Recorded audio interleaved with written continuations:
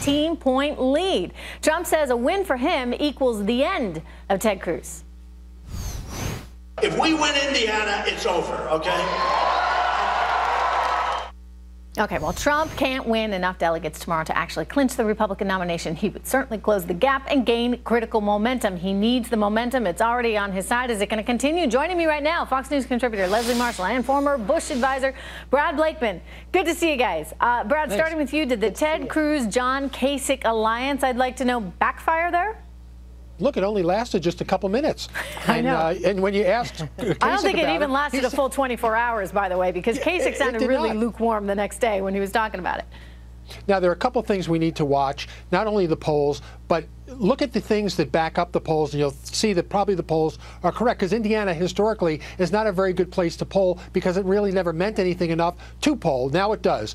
Look at the crowd sizes between what Cruz is getting and Trump is getting. Look at the surrogates who Cruz has out. Not even Carly Fiorina is getting the kind of crowds that Trump is getting. And you would think that the enthusiasm would be with Trump because he named the nominee. So there are a lot of factors you can look at other than the raw numbers that will tell you that it's more likely than not that Trump will win tomorrow and probably win big. So, Leslie, if he wins tomorrow and he wins big, what does it mean going forward? Do you think he is the effective nominee? Should Ted Cruz get out? I thought he was the effective nominee for some time, but I don't think it stops. I don't think it stops the campaign by Cruz and Kasich together, obviously, to try and block Donald Trump from getting the magic number. Like you said, Trish, tomorrow doesn't get him to that magic number. And even though he will be like 80% of the way there, it's still not 100%. It is a 50-state race. And I'm going to bet that after tomorrow, Trump is going to win, and then Ted Cruz will start to pick his cabinet members. You know, I thought the same thing. I'm waiting for the labor secretary because, you know, might as well get that done before the end of the week. Let's take a look here. There's some video that just came into us of Ted Cruz a short time ago there in Indiana. He somehow wandered into a group of Trump supporters and seems to be trying to talk them into voting for him. Watch. Okay, stop. What word did I say was a lie? About Donald telling people to punch people. Okay, let me ask you, sir. Just go home and Google Donald punch in the face protesters. And at his rallies, look, this is on national television. You can watch the facts of him standing at the podium saying, punch that guy in the face. I mean, and in fact, he says I'll pay your legal fees when you punch him in the face. It's a little awkward to see him trying to get them over to his side as they stand there with the Trump sign. They didn't even take the Trump signs down, by the way, Brad. But what do you think about this? I mean, Cruz trying to say that Trump is the one inciting violence and that his supporters should consider that when they go to the voting booths. Well, is that an argument that's going to win? No. If you're talking about Trump and not talking positively about yourself, then the handwriting's on the wall. Cruz does not have the kind of accoutrements in power and prestige that Trump brings to the table in these states. He sucks the oxygen out of the room. The crowds he gets are enormous. And let's remember, Governor Pence gave one of the worst endorsements in political history to him and is nowhere to be found today. It was a terrible endorsement, right? It was like, awful. Look, I really, really like Donald Trump. I think he's great. He's done all these wonderful things. But I'm going to vote for Ted Cruz because apparently someone in the establishment told me to do that. Leslie, going back to you for a moment, if we, well, let me ask you this. Who do you think is the hardest competitor? I mean, Cruz versus Trump for Hillary Clinton? Well, the polls say Cruz, and I would agree. And the reason that I agree is although about half of the Republican Party supports Trump, that leaves the other half not supporting Trump. Also, you have very disparaging remarks about Latinos, about Muslims, about women. And these are areas that not only Republicans need, but these are areas of Leslie, growth among voters demographically I didn't hear exactly what you said at the top of that answer. You actually think Cruz would be a tougher ticket for Hillary to beat than Donald Trump? Yes. You don't think you're underestimating Donald Trump there? I mean, this is what everybody thought going into the Republican primary. Right, Brad? I mean, everybody's like, don't worry about him. He's just a clown. Nothing will materialize. And here we are talking about him as potentially being the inevitable winner. Trump's biggest... Hang on, just I'd like to get Brad's thought on Leslie, the biggest underestimation of Donald Trump was Donald Trump. The power of Donald Trump to command media, to get earned media, to get crowds, to fire people up, to diagnose what's wrong with America. Now, I believe more meat has to be put on the bones as to how he's going to accomplish the things that are wrong with America, but he certainly identified the problem. And by the way, Donald Trump doesn't need to endorse with a vice presidential nominee today. He won't have to do that to the convention. The fact that Cruz felt it necessary to do that in a state that Carly Fiorina has no contact with is desperation. Yeah, no, a lot of desperation. And Leslie, I think you'd agree with that. I mean, lots of desperation. That's why we're expecting to get the Secretary of Defense and the Labor Department before the end of the week. But Brad, quickly before I let you go, who do you think Trump should pick as his VP? He's got to pick somebody who will get him an electoral state. I think Susana Martinez, the governor of New Mexico, and even John Kasich of the battleground state must-win of Ohio would be good picks for him. Do you think Kasich would ever say yes to that? I do. Politics makes strange bedfellows. All right, well, we're watching. Thank you so much. Leslie and Brad, good to see you guys. I'm going to see you again in a little bit. Meanwhile, Trump is... I'm the only candidate which has a policy about how to bring economic opportunity using clean, renewable energy as the key into coal country. Because we're going to put a lot of coal miners and coal companies out of business. Ooh, wow, Hillary Clinton, they're promising to kill the coal industry during a town hall back in March. Well, surprise, surprise, voters in West Virginia, they didn't forget it. And yesterday, Bill Clinton was booed during an event there, with one person even telling the former president to go back to D.C. Watch it. You want to work? I know that. Answer my question. Go back to D.C. No, wait. No, wait. Let him alone, please, sir.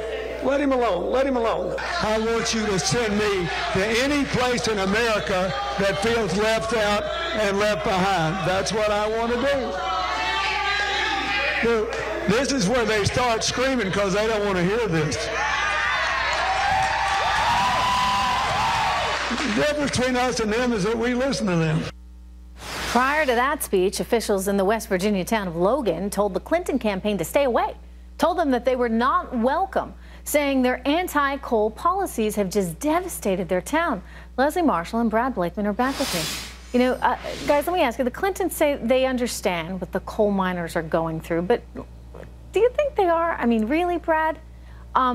Because the reality is, if you really understand what people are feeling, you don't say things like she said during that CNN debate, because you know that those are people's jobs, those are their lives, their families are going to be affected by that, and guess what? They're probably not going to vote for you. That's right. And look, the only candidate running who has a policy of putting an entire industry out of business is Hillary Clinton.